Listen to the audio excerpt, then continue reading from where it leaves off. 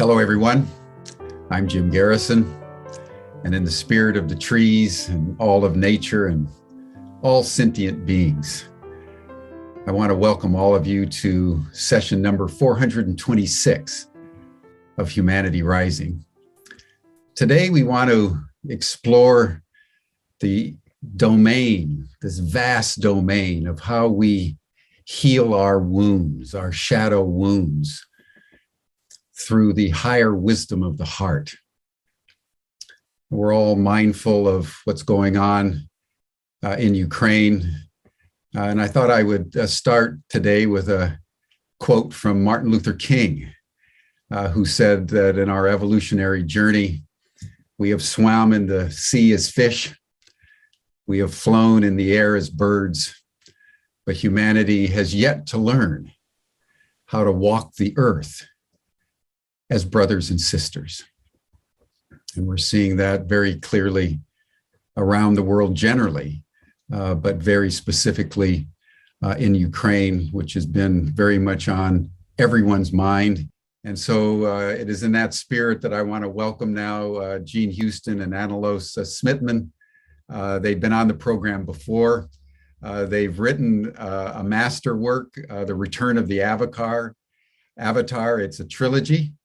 And they spoke about the first volume several months ago, and the second volume is now being published, which focuses on the cosmic architecture of the tools for our higher human becoming. And so, Jean and Anneloes, I welcome you to Humanity Rising, particularly in this moment where all of us are witnessing the wounds of war, to speak about how we can transmute our wounds and our shadow content into a higher human becoming. Welcome. Thank you so much, Jim. Thank you, Pumi. Thank you, John. This is indeed a potent and potentiating moment in human history, is it not?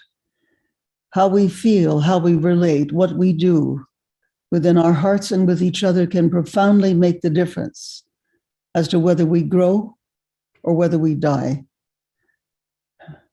We are in that incredible moment in which, as the poet says, it's time to redeem the time, redeem the unread vision of the higher dream.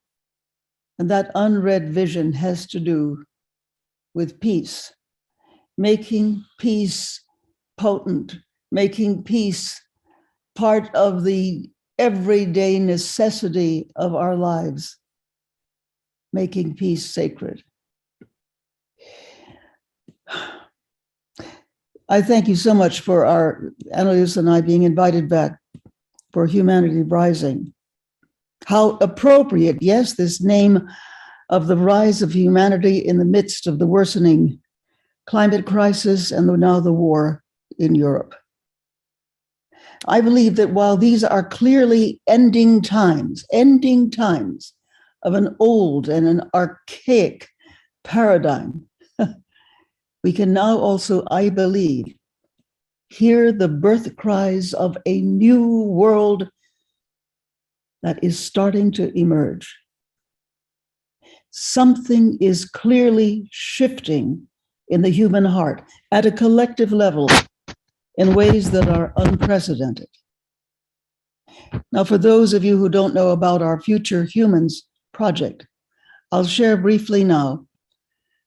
Anneloes and I began our work together. How did we do it? Well, we started to work on the writing of our Future Humans trilogy in April 2020, at the beginning of the COVID crisis, while Anneloes was stuck in the Netherlands, unable to return home to her children on the island of Mauritius. And I was confined to stay in my home in Ashland, Oregon, and my agenda totally freed up for the first time in many, many years, as I could not continue my heavy travel schedule. Now, Anneloes and I have both worked at global levels of systems change, whole system transition. And we both have dedicated our lives to a possible human and a possible world that works for all. So we've both studied in depth the archetypes, the architecture, the consciousness of a possible world, as well as the possible human. And it soon became clear to both of us that the universe had brought us together for the Future Humans trilogy. And we shared more about this in our first book, The Quest of Rose, as well as our website. The trilogy offers a new mythos for our time, one based on partnership, which is also the foundation of our work together. We are in mythic times. We are mything links. New stories have arisen, not just in our minds, but in our hearts, in the very substance of our being. We are delighted now that our second book of the trilogy, The Return of the Avatars, the cosmic architect tools of our future becoming, is now also published. And very shortly, we'll be sharing a role play from select sections that are especially potent for what our world is going through right now. But before we do so, please, Anneloes, share with us some more, what should we say, context about how we have been writing our trilogy. Mind you, she and I have never met in person. 2.5 years. We're just there early in the morning or very late at night working together, by Zoom, the new world religion, Zoomism, But would you also give something of a brief introduction to our latest book? Anneloes, by the way, is a powerful blonde woman with centuries of Norse ancestors. She appears like a Viking guardian woman. In many ways, she certainly is. Me, I'm like Jim. Jim and I are both Sicilians. Anyway, Anneloes. Thank you, Jean, and thank you, John and Jim and everyone here for this incredible moment in our human history, human story. It's interesting, in fact, that this event was first, we planned to have it a week earlier, and then it got postponed to this week. And I think that is very, very telling, because we had decided on this topic already a long time in advance. And now more than ever, in the healing of the shadow wounds through the wisdom of the higher heart, is just so incredibly important right now. And for everyone who's listening here, well, invite you also to not just listen to the words, but feel the wisdom behind it, which is very much how Jim and I have been working this story. Is just really deeply listening to that wisdom of the higher heart about the narratives that are wanting to come through to empower humanity for this time. Now, when we're talking about future humans, what we really mean with that is that these are humans. In fact, it's all of us here. It's you're a future human when you say yes to life inside you. You're a future human when the evolution of life is able to happen with and through you, and in partnership and in co-creations, because it's that understanding that future as a possibility, future as life itself, is always here, always right here, right now. And that the way that we connect with the future of life informs then also the actions that we take. And this is where it becomes so clear right now who is acting from death and destruction, and who is really acting as a future human, acting on that evolutionary impulse of life, also the goodness of life. And we are thrilled that since we started our work together, that the communities have been forming around this. And we're always in an incredible discovery process and learning process with everyone from around the world. And we've been applying this in a lot of different contexts as well. Now, where return of the avatars comes in, and you may wonder even, what do we mean with the word avatar? Now, with avatar, we really mean our greater cosmic selves. And it's like we are returning to a greater and a deeper and a more fundamental reality of who we are as humans, at a time of breakdown, at a time of chaos, at a time of a lot of conflict, like imaginal selves of this emerging new era. And this is where in book 1, where we shared about how do we activate that future potentials as these imaginal selves of the new era. In book 2, we asked ourselves the question, what also needs to end, what needs to stop, so that this vision of a greater world, this vision of love and of peace that so many people and all of our ancestors have given their lives for and have been alive for. So what is it that we collectively, and each of us also in our own ways, really, really now need to stand for and trust in and be an expression of, so that this more beautiful world that so many of us are feeling in our hearts can truly, truly be born. And that is also where in Return of the Avatars, it's like we are in many ways returning to ourselves, our greater selves, but we have to apply that in the time exactly that we are in now. And so even in our writing of the story, we had a sense that these forces that are active right now, and especially the archetype of domination that we are seeing happening, and I won't mention his name because I don't want to give him more power, but that we are seeing the rise of that exactly at a time when we are also at the emergence so powerful of this new world. So we believe that's no coincidence. So I'm going to give you just a little bit of context also about who are the main characters that we are going to be role playing. The first one is Rose, and she is a woman in her mid-20s. And Rose is a very, very, very bright woman who feels very deeply about the injustice of what's going on in the world, and is very close to the earth, brought up with a lot of indigenous wisdom, and has been guided since she was a young girl by her wise Icelandic grandmother, Fradandi, who's really like not just a magus, but also is like a female wizard, you could almost say a female Merlin, who knows the ancient ways and the ancient practices, but also serves as a midwife for the birth of the new consciousness. And in Rose, that process is taking place. So whereas in the first book, it starts with Rose having a near-death experience and slipping beyond the veils as her heart stops for a few minutes, and then landing really in the fundamental unity of life itself and making a conscious choice to come back to this world as a future human.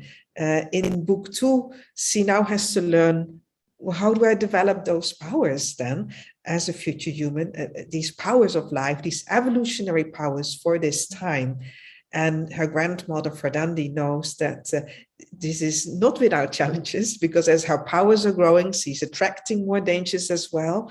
And there is a real risk of herself being overtaken by these very archetypes, like of domination and this unity that she is trying to challenge. So in the role play, what we're going to share with you now, there is a section where they're talking about an ancient Nordic myth of Ragnarök, and that's about the ending of the old worlds. And they're discussing how is that relating now to this time, and could it perhaps even be that these ending times are also happening now, and what do we need to be aware of in terms of these larger patterns. And they're talking about in this myth how, as in any myth, there's always a trickster archetype. And in this case, that's the demigod called Loki and his 3 children, who are held responsible for the ending of the old world of the gods and goddesses of Asgard. And Loki's children, Jörmungandr, the Midgard Sea Serpent, and Fenrir, the wolf, the ferocious wolf, and Hel, the queen of the underworld and the realm of the dead. So they're going to be exploring what those archetypes really mean in the context of today? And are they all that shadowy, or might there be a little twist to the story as well?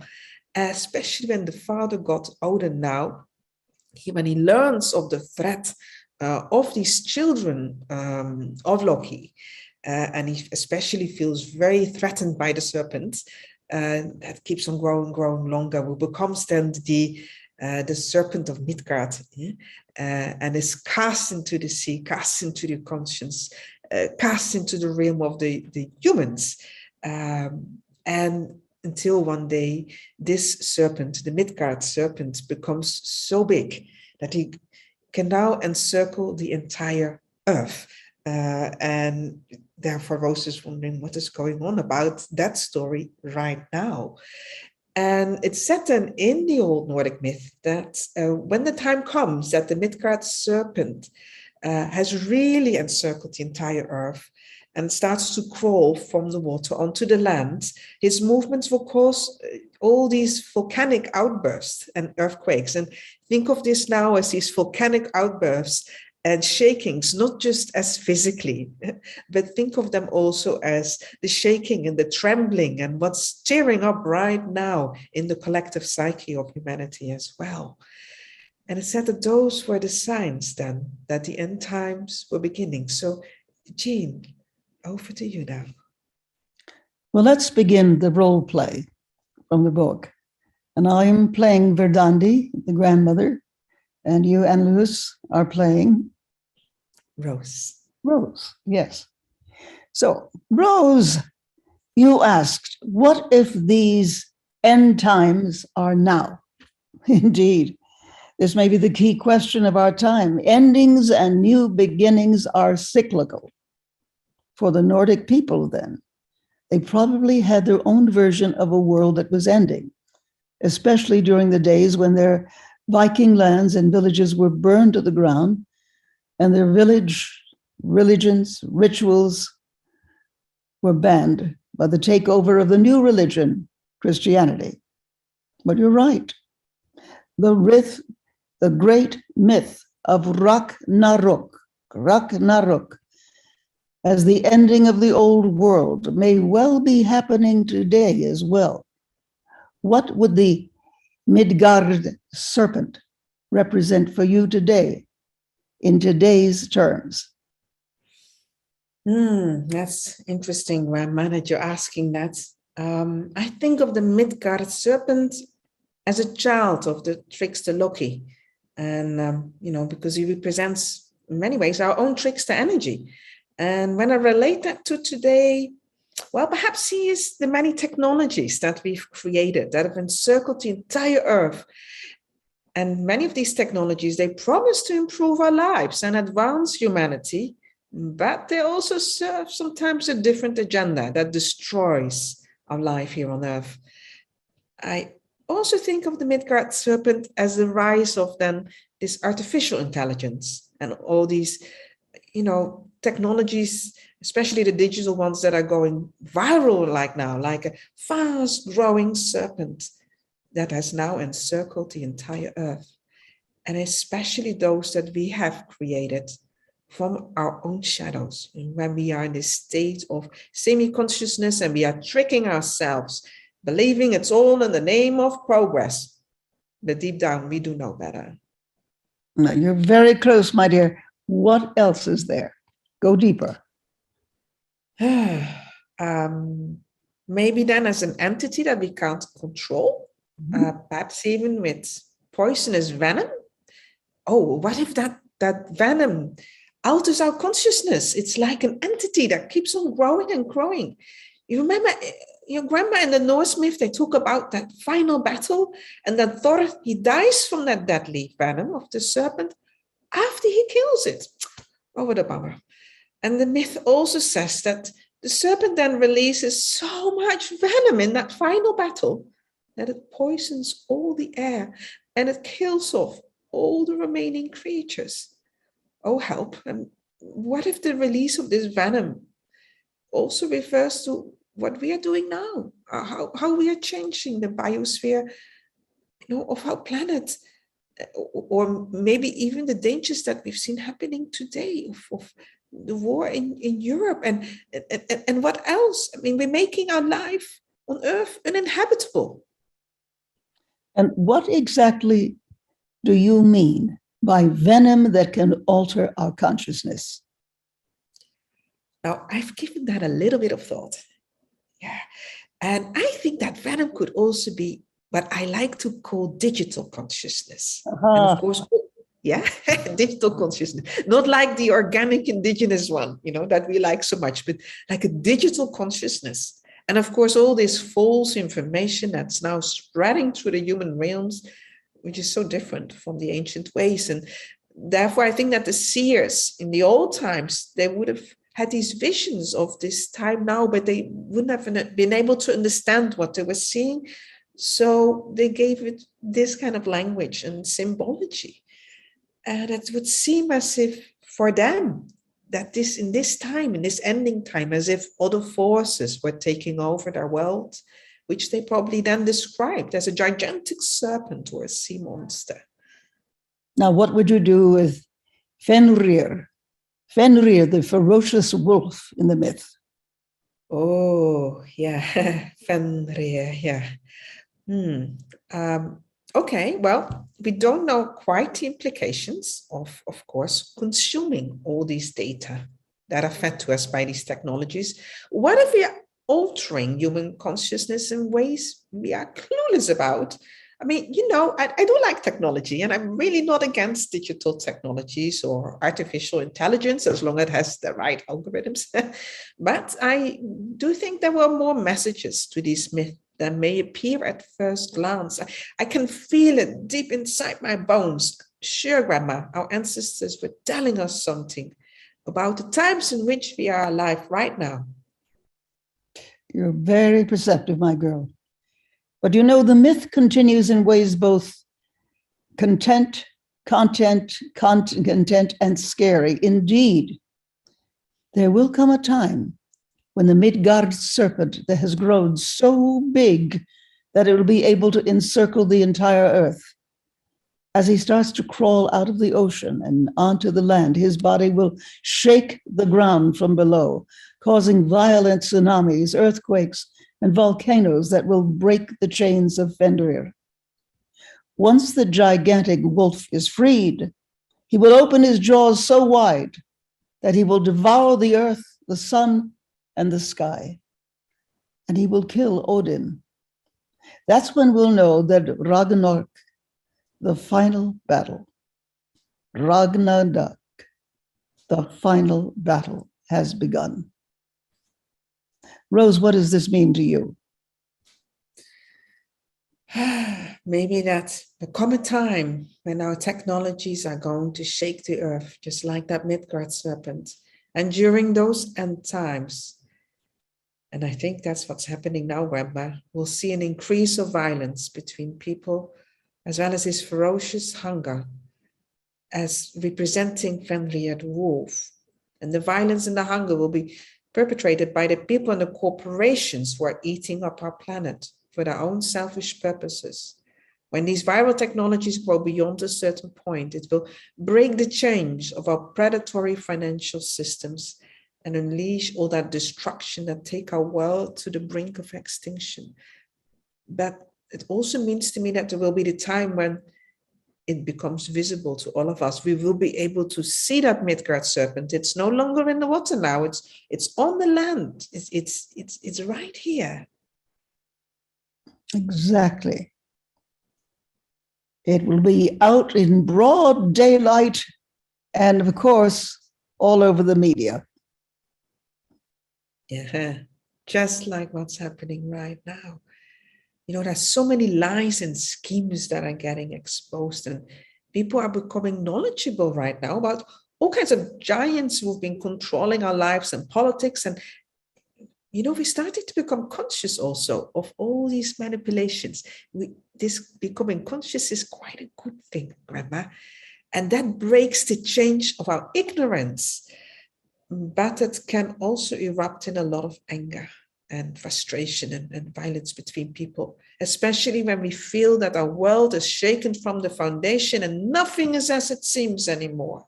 And that, my darling, is the raw emotion of which I wanted you to become conscious. I believe that this is the reason you and your friends have felt so shaken recently. Deep inside, you all feel terribly upset and enraged about all that's going on with our world right now, right this moment. Now, this emotion hits a very ancient nerve. You know instinctively, and in ways your mind does not and doesn't yet understand, what is actually happening. Yes? Yes. It also unleashes in you a deep primordial anger that is rising up like a fierce dragon. And in this rage, you feel the fire of destruction, as well as the alchemical fire of transformation. Oof, thank you. You're right, Grandma. Actually, that is it. I'm actually really, really, really, really angry.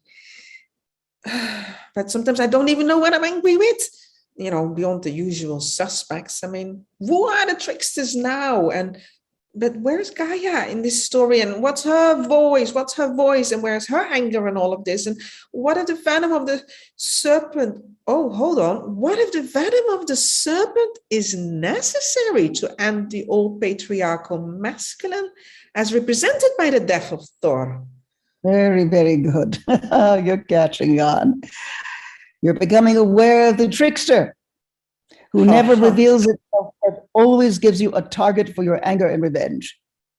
Now, in this myth, many of the old Norse gods and goddesses are destroyed during Ragnarök, as the old world turns to ash and sinks into the sea. Even the old sun and moon are devoured, as you mentioned. The trickster is always, always at work behind the scenes. So much so that we could ask whether the final twists of this myth of ending times, were made by those of the new religion who wanted to end the influence of the old gods, goddesses. And because what I really want to get you conscious of is how these stories of endings and new beginnings are cyclical. The patterns always seem to repeat. And yet, we have the opportunity now to evolve the story from the higher orders and higher patterns of what reality can be. But only if we can see all sides of the story and how it lives in us. Oh, that reminds me of Grandpa.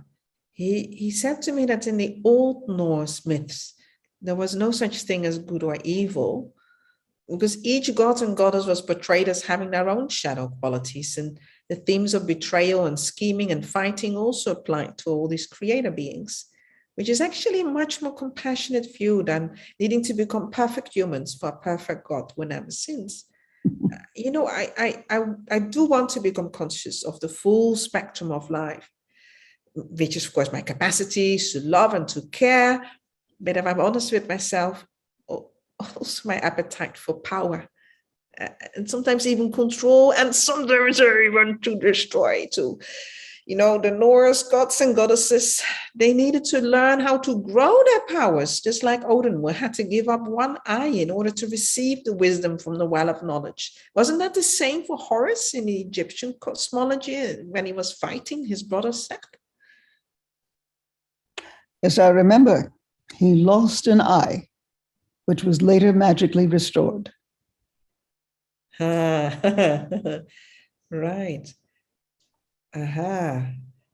Okay, something is landing now, Grandma. So could it be that in order then to grow into our avatar selves, we need to give up the beliefs and the views that stand in the way of our evolution? Now you are entering the dragon heart. The voice from which you just spoke is the voice of the higher heart. The higher heart is the cosmic heart that transmits wisdom from higher orders of love. The cosmic dragon heart teaches us the ways of the higher heart through the courage and the determination that burns away all our illusions and projections and helps us to see reality for what it truly is. Keep on going, my dear. Keep on going. Oh, this actually hurts, Grandma. I can feel it, and it's starting to sink even deeper. It hurts because now I can feel that this line between seeing the illusions and feeling completely disillusioned, it's really thin. It's so easy to slide down into nihilism from here by just not believing in anything anymore. But I know if I take that turn, my heart will turn cold as ice. And then this energy of skepticism will have won my heart, and my shadow, oh well, it will have free reign, and I'll become an ice queen. Breathe, love. Breathe, breathe into your heart. That all of those emotions flow down through your feet and into the earth. Gaia loves you. She is with you. And she has seen and felt it all. Oh, wow. So maybe these forces of destruction from Loki's children, they were actually necessary to end those old destructive orders so that we could make way for a new cycle. Okay, I get it. So what if some aspects of those old gods and goddesses, they represent our own egoic superpowers when we grow out of touch with our human vulnerabilities? What if they're denied destructiveness and trickery that takes the form of Loki and his wife and their 3 children? Grandma, what if the things that ended them are the very, very things that they denied and they casted to the underworld out of conscious sight and once thrown to the shadow realms of our own unconscious? Those aspects that we have denied about ourselves, that's where they will continue to grow, because that's where there is the cold darkness of resentment, fear, and anger. Oh, Grandma, I'm all of it. I am the whole story. The whole story is happening within me right now. Oh, Rosie. I am truly honored to witness the profound integration taking place in you. You are becoming a mything link. You're finally embracing your inner Odin, Thor, Loki, and all the other aspects of ancient mythic tales. The gods and goddesses, as well as the children of the trickster couple, the Midgard Serpent, Fenrir, the wolf, Hel, the queen of the underworld. You can feel all of these characters inside your own inner saga as your own mythic understanding awakens. That's the power of myth. This is a profound inner shift and a healing. Take your time, dear one. Take your time. Now you can see how the shadow parts of ourselves, although destructive, can also help in the destruction of our egoic superpowers that have grown so arrogant and dominant that we've become blind to their influence. You can see the deeper purpose for the dragon, snake, and wolf, which are not the evil powers, but primordial powers that return us to our naked consciousness. And from that place, having become wiser, we can begin anew. Now, now you understand Loki's purpose. Oh, thank you, Grandma. Yes, I can feel that. That's true. And you know what? For the very first time, I feel compassion for Loki. Before, whenever you made me conscious of my own inner Loki, I kind of felt a little bit of shame and even sometimes guilty. Like I wanted to hide it. I was scared of being found out. But I actually right now, I feel such a profound love for Loki and and for myself. And it's all very new. And it's without shame, yes? That's it. I don't feel the shame now. You're right. Yes, my friends. This is for many all new. This is a deep story for our times. The presence of the higher heart. It's been known throughout all time in history. It's been sought by people, spirit, like Meister Eckhart, to redeem the unread vision of the higher dream, which is cosmically coded in us. Some have known it as what? The indwelling spirit, others as the God within, others as the cosmic story becoming both present and prescient in our lives. Anneloes, before we go back to Jim, can you share with us briefly how you recognize the presence of the higher heart inside yourself? What happens when this awakens in you? What happens? And how can we recognize it in others so we can cultivate this as a major practice for our time? And I think that is so important what you just said, that this becomes a practice. It's this presence of this wisdom of the high heart, for me, has been a lifeline in many times in my life at very pivotal moments. And whenever it kind of announces itself within me, the first thing that I feel is my heart literally starts to become warm. It's like I feel this glow inside myself. And this is especially something I kind of search for in myself when there's fear or constriction, or, like right now, a lot of people are feeling terrorized by the dynamics that are going on.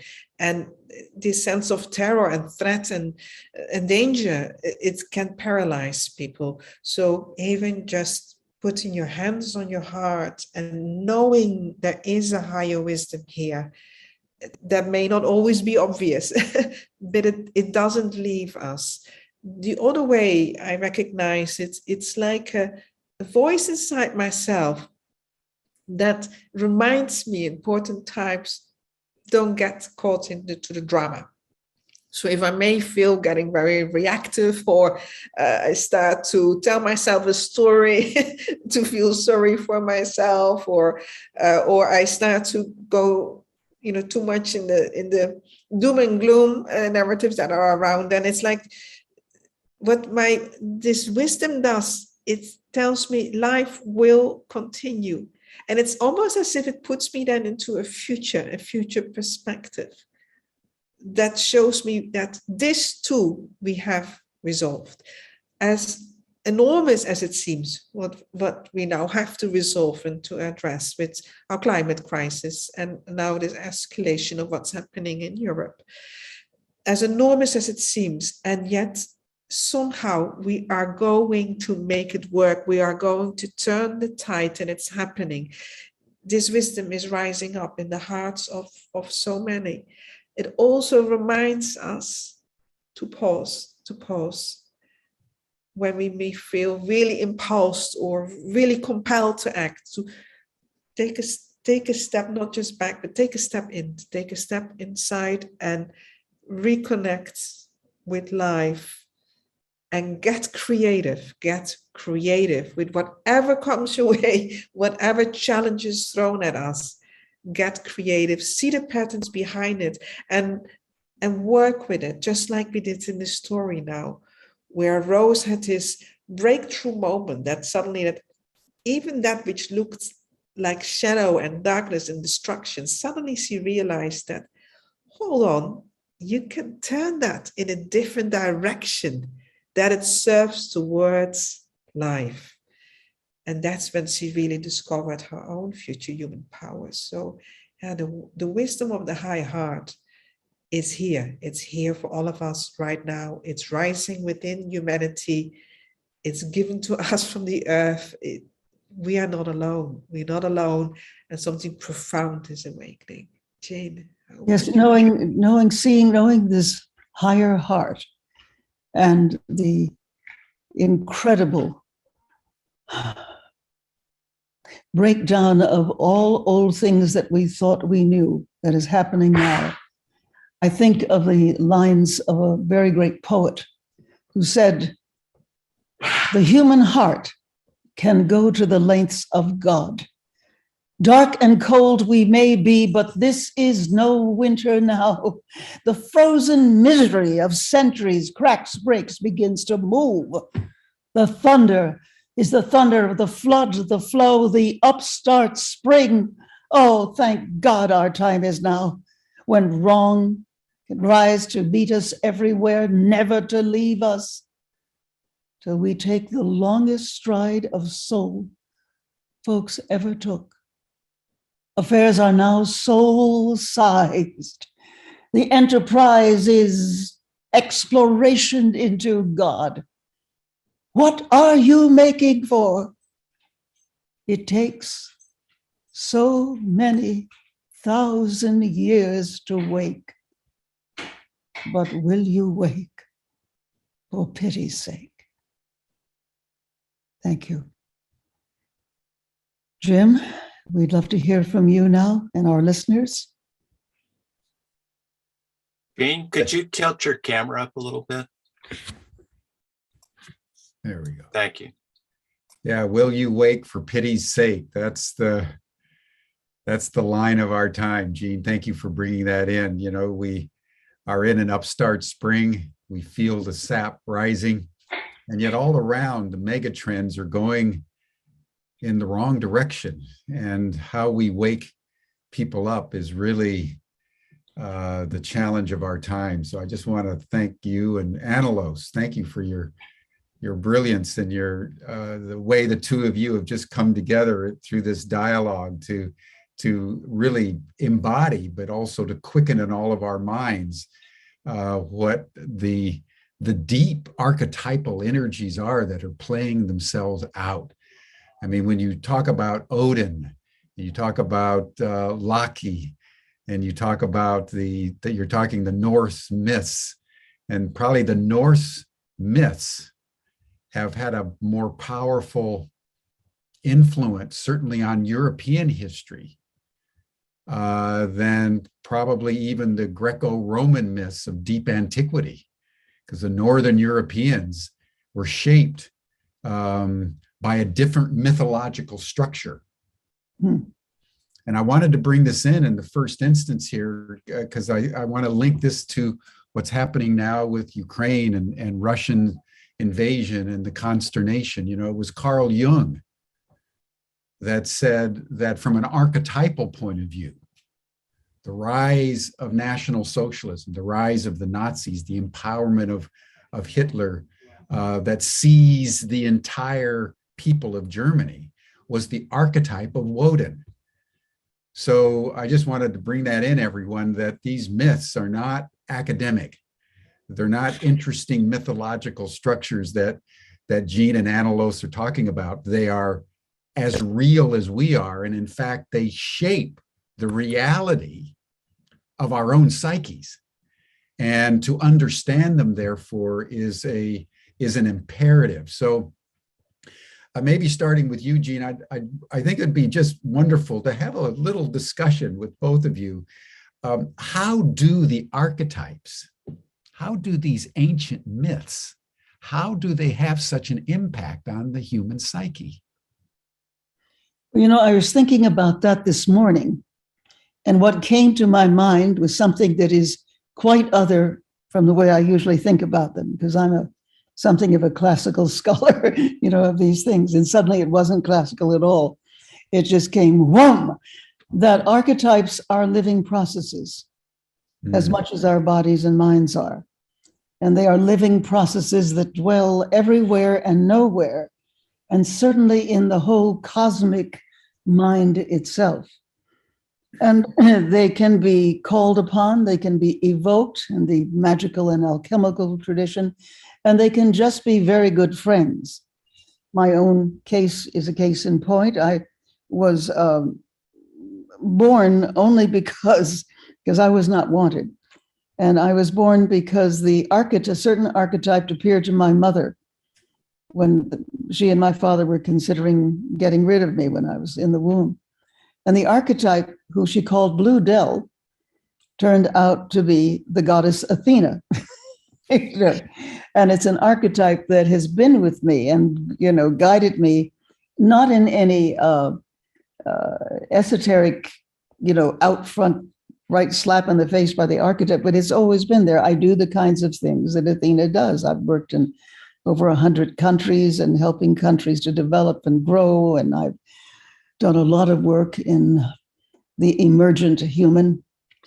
But apart from that, I think that we all have, especially now, the twinging senses of some larger energy that is mindful and radically necessary, trying to get our attention. I'm sure that's true of you, Jim, in one way or another, and of many people on this call.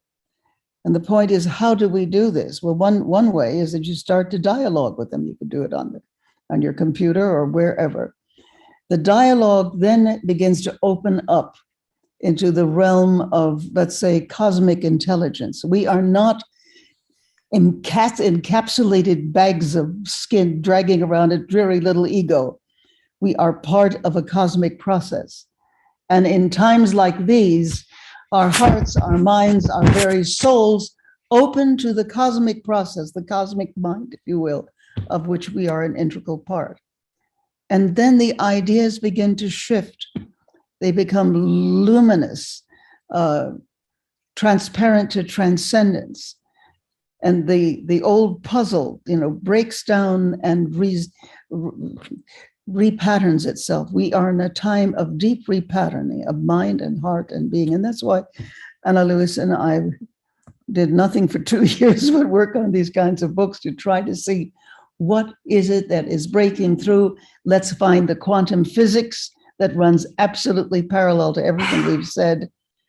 And let's find the way to love so deeply that we naturally begin to know what to do, where to do it, and how to practice world rebuilding with beauty and grace.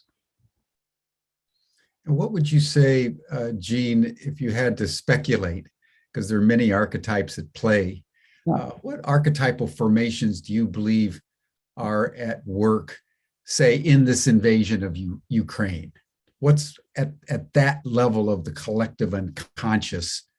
What is your understanding from an archetypal point of view? From an archetypal point of view, well, in the Egyptian mythos, it'd be Seth, certainly.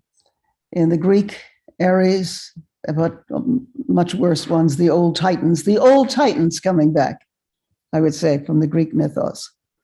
And then,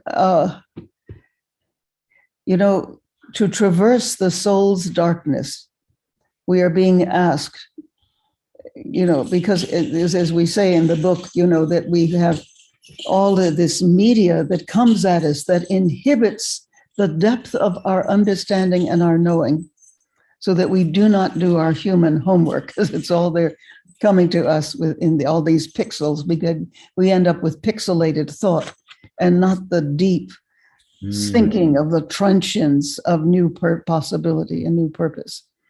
So in the Greek and Mercury, of course, everything happening so fast that you can't make sense of it is certainly a big one. Who do you like in the Greek mythos for today, Jim?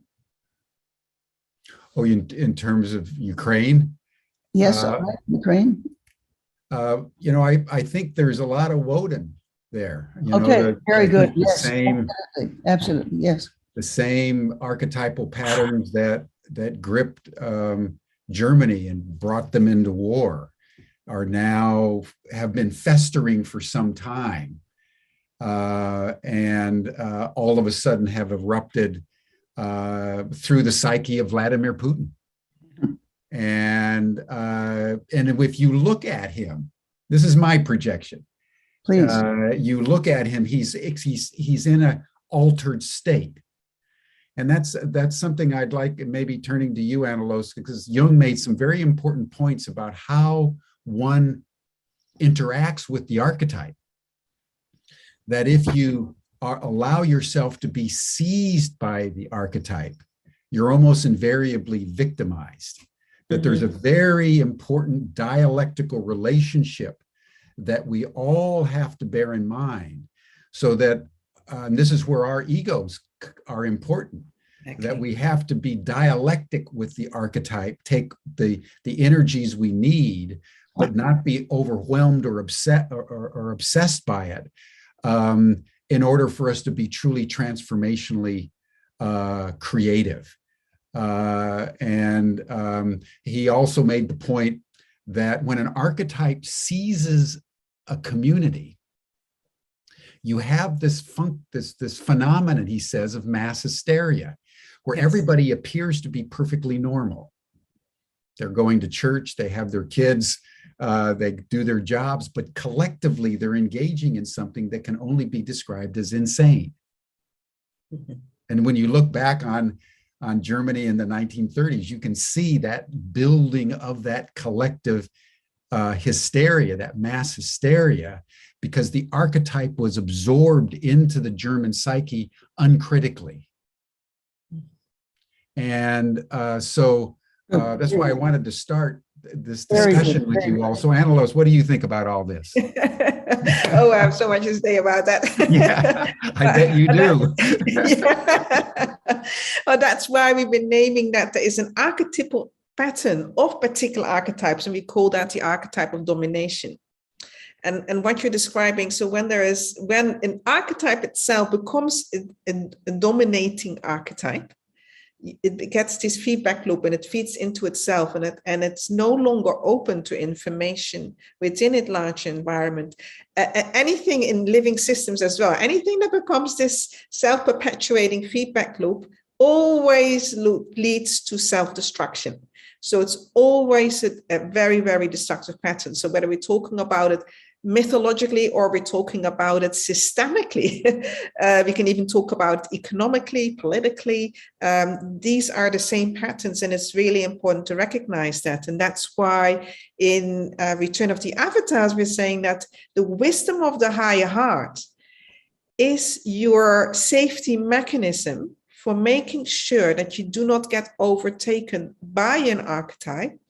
And at the same time, you're learning to work with the deeper psychic, transformational forces that are so primordial. You could even say that they belong to the universe and the earth, and they get stirred up during major change processes. So you learn to work with those forces without getting caught then into an archetypal pattern, which leads you to actually spend the energy.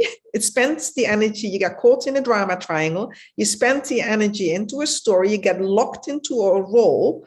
Mm-hmm. And while you're in that archetype, people often think they have the law on their side. They're completely self-righteous. They are liberators, even Putin thinks himself to be a liberator now. Yeah? But what they don't see anymore, because they're cut off. They're actually cut off from life, because they are not working the transformational pattern. It's actually the end of that transformation, and they're fully into self-destruction and destructing everyone around them. But this is where right now I believe what's really, really important for the West, if we want to call it the West, is that we don't flip into the polarity of what's going on right now.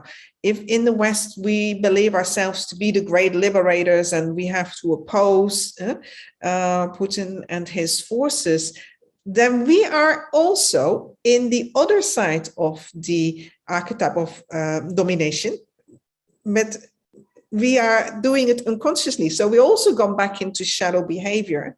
Because we're right into that drama triangle of feeling either that we have to step up for a victim, or we're going to prosecute them, or we're going to be the great rescuer, but we're not working the transformational powers. So this is an unprecedented opportunity for humanity to truly reflect and be very, very honest. What is each of our roles in this escalating violence, and what are the agendas of disunity?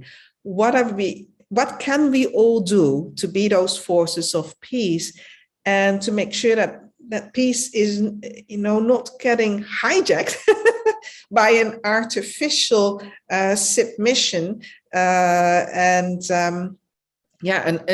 seeding, in fact, the next seeds of war. So it's grow up time. It really is grow up time. And if you're looking right now, all the conditions are there for humanity to make a breakthrough, truly breakthrough in our evolutionary development, to have the maturity as a species, to see, like Rose was saying in the story, oh, Grandma, I'm all of it. I'm all of it. I'm Odin, I'm Thor, I'm Loki, I'm the Midgard Serpent, I'm Fenrir the Wolf, I'm Hel, the Queen of the Underworld. I'm all of it. The whole story is taking place within me. So yes, we are all of that. Really, we are all of that. And now, in a time that our planet needs us more than ever, it's like Mom is not well, Mother Earth is not well. She needs us to stand together, and then we're going to quarrel like that. It's like, come on, humanity, grow up. I think a very important aspect, this is brilliant what you just said, Anneloes, but I think there is also another aspect that is key in this going through the great patterns of archetype. One of the greatest of all archetypes is peace. But the problem is peace has become boring to most people. It has no meaning, has no substance for many people. How do we make peace sexy? I mean, don't let the war boys have it all. The spit, the spice, and the glamour. Which is, peace is sexy. Peace is, well, it's little ladybugs on white campions. It's lovers roiling through the night, a juicy comeuppance to the grim suppressors. Peace is energy and delight and exploration and surprise and certainly comedy. I think we need to expand our notion of peace to, as I say, give a larger substantive being to lure our becoming and to allow for emergence, not just through emergency, as it too often has been, but emergence through the lure of something that is so rich and fertile in our minds and bodies and spirits that we have the inner momentum to get there. Because too often in the history of humanity, the momentum has come because of situations like we're facing now. I'm not damning that. I think, it's critical, but we also need another vision. A man like Mr. Putin has no vision except for himself and the adding on of more and more accoutrements of wealth and power. We have to, in certain people in our cultures too. But what would serve? And you see, there are different archetypes that I think are knocking on the door, begging to come in. And I think peace is certainly one of them. A delicious swim in the waters of complexity so that we can begin to realize many of these emergent new capacities that have been latent within us for too many years. The opening of the doors of the old latencies. And that's, I know that in the 400 odd lectures, happenings that you've been having here, you've opened up many, many latencies. But what do we do with them? I wish we could have a university of latencies to really do, as in fact, I think you do with ubiquity, don't you? So I'm also looking at not just the dialectic between the old archetypes and the crashing of the old forms. We see a big crashing of old forms. But what does the emergence look like that makes it interesting enough, sexy enough, luring enough, that it gives us the fire in the belly to continue within it and to develop from it? Well put. Well put. Let me shift to another very juicy tidbit that you threw out that has intrigued me, this notion of the toxin that alters consciousness. And then when you extrapolated on that, Anneloes, you took it into the digital domain. And I want to bring in one of the last things that Jean said in her presentation about that we've been reduced to pixelated consciousness. So speak to us about the toxin that alters consciousness in terms of the pixelated consciousness that is derived from digital technology, because I think that's a big part of what's inhibiting us from embracing the archetypes that are naturally within. That's right, exactly. And so also in the book, when we're talking about the digital consciousness, it's like the rise of a new consciousness that we don't even yet understand. Human beings, we've been creating this form of consciousness as humans through our technology. But what's the danger about it is that in a digital world, there are no boundaries. So, you can go into an illusionary world, you can expand as much as you want. And we're looking, what is Mother Earth teaching us right now? Boundaries, boundaries, boundaries. So the digital consciousness, the digital world can be the perfect escapism, not to have to learn to live within planetary boundaries, a safe operating space. So it's for this pattern of domination, the archetype that wants expansion, that thinks, to exist, I need to grow, I need to spread, I need to multiply. Well, digital consciousness is heaven because now we've given it a realm and a playing ground. How are you going to stop it there? How is it going to learn? Where in the deep mythological structures of the deep psychological work, we do need these boundaries. We need feedback in order for us to grow. And we're not feeling it there. It's disembodied. And that's exactly been the problem of our whole economic system. It's an informational system that's completely disembodied. The informational patterns of the earth herself, of life itself, are not embedded within our economic systems and our political systems. And we're looking deeper systemically now at this war that is going on, that destructive pattern that's lashing out in the way it's coming out through Putin. But it's not just Putin, and it's not just that system. As I said, there's the Western system, there's the global system, there's so many internested systems within this. So from an integral perspective, we've created once again an out of control system that is excessively hungry, always seeking to expand, always seeking to dominate. And isn't it fascinating? First in the COVID crisis, what did we have to do? We had to stop those engines. And now in this war, what are we having to do? We're having again to stop the engine. I mean, if we're really looking, the lessons are all there. So I think digital consciousness is a consciousness created by humans that is going to teach us many, many things about ourselves and about that hunger.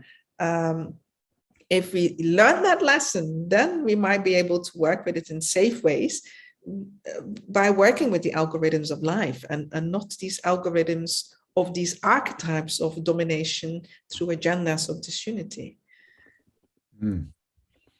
Jean, what would you say? Well, I have an idea that comes from some distant place. Indeed, it seems to be a wind. And again, it's the poetic lines, not I, not I. Isn't that wonderful? Not I, but the wind that blows through me.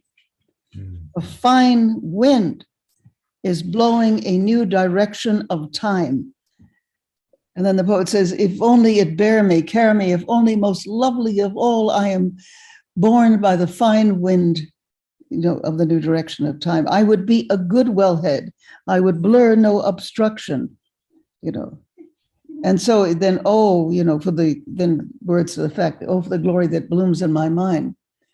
Then after all these luscious words, the poet says, what is the knocking?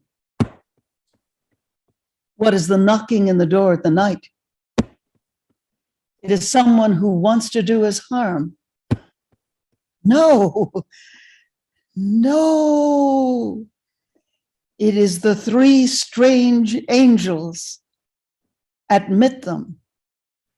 Admit them. I'm looking for the three strange angels. I think there are many of them sitting in this convocation now through the instrument of Zoomism. But it is the fine wind blowing through the chaos of the world. Because wherever, as you said in the beginning, Jim, wherever you have this level of breakdown and chaos and ending times, you always have the fine wind ready to plant the new seeds, blowing through the chaos of the world, planting it. I mean, a lot of your work, and I've known you for umpteen years, and the work of Ubiquity and the related agencies, and in a small way, mine too, and certainly Anneloes, has been that of the great planting that happens during the chaos of the world because of the nature of that wind, you know. Yes, yes. And I think what you were saying, Anneloes, about essentially the wisdom of limits. We've created the internet and giving us a sense of boundlessness when what the earth is demanding of us is a consciousness that honors limits. Exactly. And that is such a fundamental aspect of any human renewal. It's not an unlimited, unbounded exploration. It is how we learn to live within the natural constraints and laws of the system that the earth has provided for us and through which evolution itself takes place. Humanity has somehow gotten disconnected with that. And right at the moment when we really need to learn it the most humbly, we're off in the infinity of the internet. Exactly. That's it. But the paradox, and this is why I want to raise this point, the paradox is, if you've seen Social Dilemma, the paradox of the internet is it served not to unite us in infinity, but to divide us and polarize us and separate us in a way that is very susceptible to political manipulation. That's right, because of the archetypes underneath that. That's right. If we don't change that, nothing will. That's our job. That's our work to do. Yeah. And now the movement to a metasphere, which is nowhere, and people are buying properties, you know, in the place that is not through the latest Facebook thing. I mean, that is the ultimate irony. Hurry, hurry, hurry! Get your special $2 million house in nowhere. Henry the wolf, hungry, hungry, hungry. Let me ask you one final question, because I think this is so profound what you've been raising about the multiplicity of archetypal energies and patterns in us all the time. That's right. That it's not that the archetypes are outside us. The archetypes are inside us as a host of archetypal patterns. And as Rick Tarnas points out in Cosmos and Psyche, and Jung pointed out, and Jean, you have in the books I've read, you know, the archetypes blend with one another and shape one another. So they're both layered. And as Rick Tarnas puts it, multivalent. So when an archetype begins to emerge, sometimes it's very hard to identify because it becomes a wolf in sheep's clothing. Yes. So on the one hand, Putin believes, I'm sure, that he's defending Russia from Western encroachment. Yeah. But on the other hand, that self-righteous affirmation and defense is legitimating the wolf, the thug. So let's talk as we bring this to a close here about the ambiguity of the archetypes, and from the point of view of your book about how we develop the tools to enable us to navigate. I mean, for example, as we all know, as Putin has embraced the archetype, let's say, of Mars or Wotan, that has activated the same archetype in all of us. Exactly. Yeah. Right. So, and we're seeing it play out. We're seeing it, and that's what makes it so dangerous. Because if it gets activated all around, so then part of the question I would love to have you wrestle with, and I'm just using Ukraine as just an immediate metaphor and context for these discussions, as this aggressive archetype gets activated in all of us, and we're cheering the Ukrainians, and we're sending them weapons, and we're doing this and that. How do we, within that context, activate the archetypes associated with peace? As a minimum, Jean, how do we activate Athena, who could bring a little bit of wisdom of the higher heart? How in this chaos do we access that? That's what I'd like to hear from each of you. Who would you like to begin?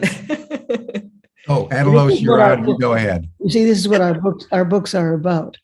Architecting for higher archetypes, and the architecture, a new architecture of thought and feeling and living that allows us to take the parts of ourselves that have been yearning to enter into time and helping people gather them together in such a way that not only do you find better archetypes for life and for society, but also you become a creator, a co-creator with archetypes of emergent capacities and solutions so radically necessary for our time. And that's what we do in the two books, wouldn't you say, Anneloes? Yes, and the first tool or principle that you can apply immediately is that look for the duality and look for the Trinity. Look always for a third way.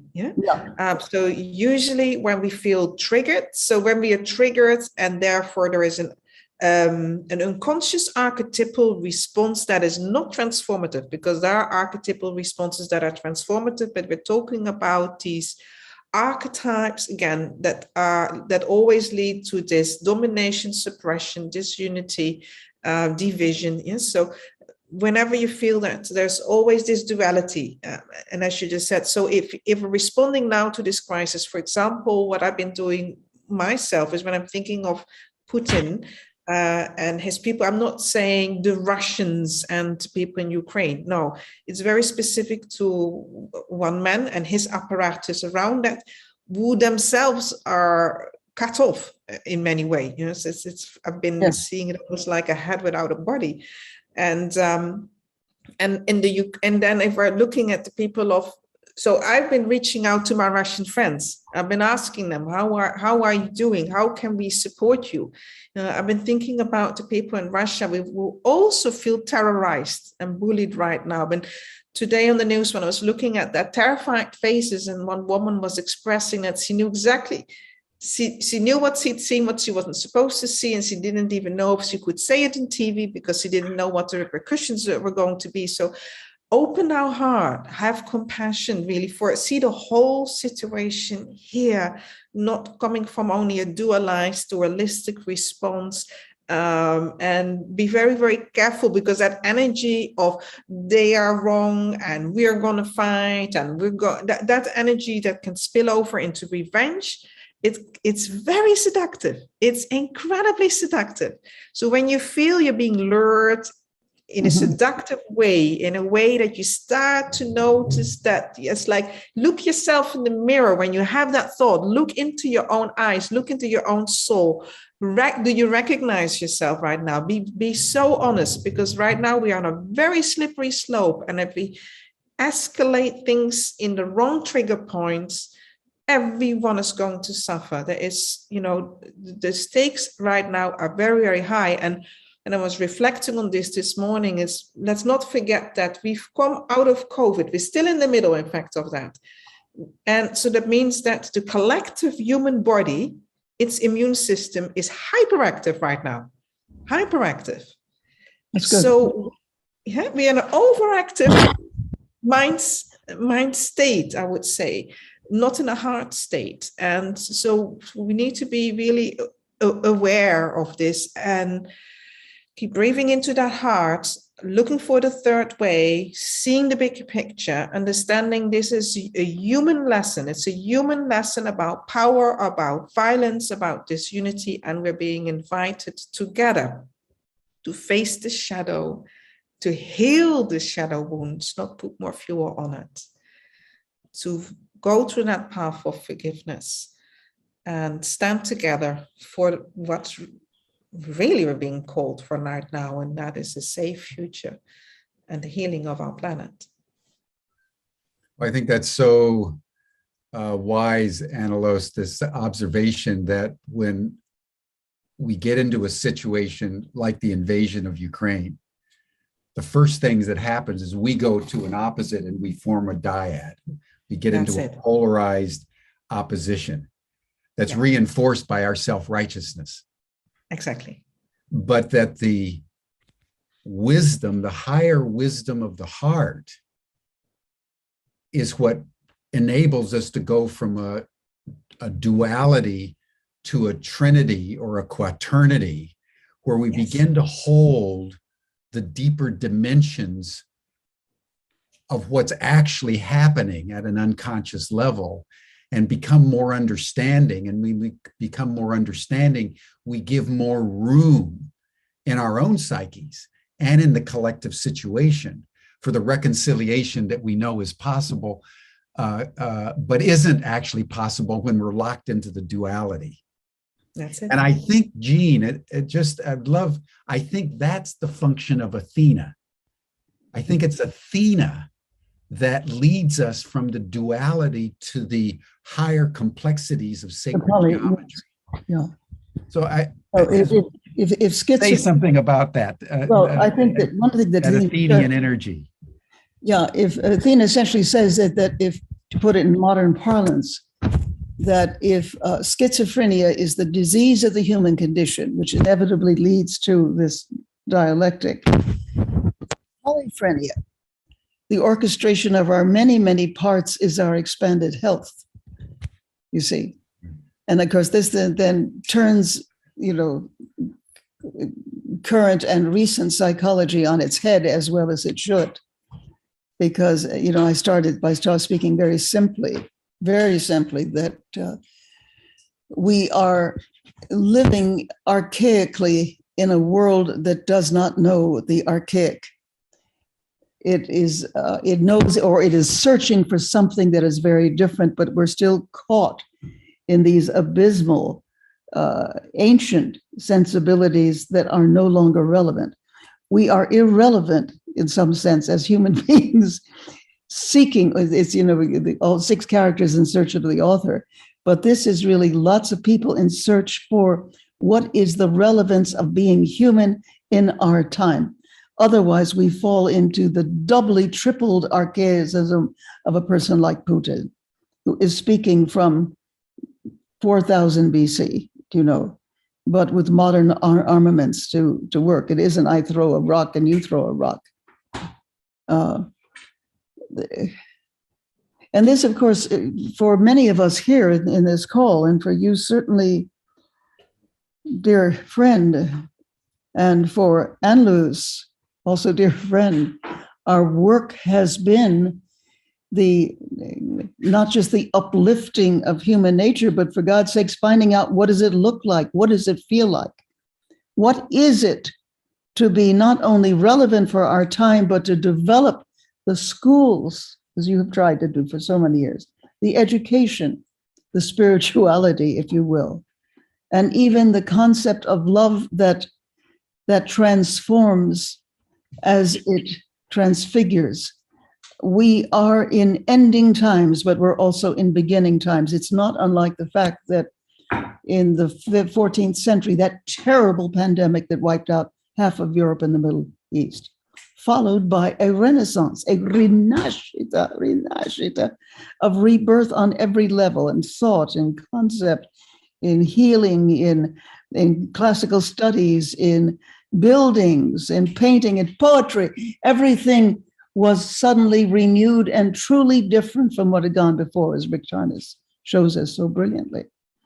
Well, I think that we are trying to climb out from beneath what would you say, the dark holes of living and training for a one order, and not sure of what the new order looks like and what are our capacities within us to help bring it into time and space.